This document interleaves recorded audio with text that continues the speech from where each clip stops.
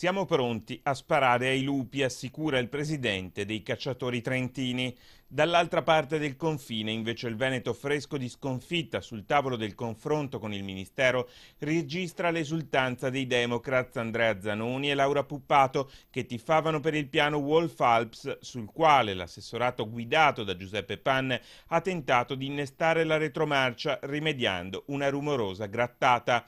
Nessuna via d'uscita dunque da quel piano che ha creato non pochi problemi ad allevatori e gestori delle malghe. Si è perso tempo, tuonano in altopiano. Probabilmente non bisognava entrare o comunque bisognava stare un po' più attenti alle decisioni che si prendevano anche rispetto al piano di gestione dei lupi. Ciò che è certo è che in altopiano i dubbi sugli effetti che il lupo poteva avere nell'ecosistema li hanno esposti da subito, perplessità alle quali puntualmente abbiamo dato voce, perplessità altrettanto puntualmente rimaste inascoltate. Solo dopo mesi che Rete Veneta ha segnalato il problema ed è stata tacciata di allarmismi gratuiti dall'assessore Giuseppe Pan, la questione è stata affrontata. Pensare che con la fornitura di recinzioni si risolva il problema dei lupi credo sia difficile, insomma, per cui sì, ci dispiace che ora non sia stata accolta questa proposta,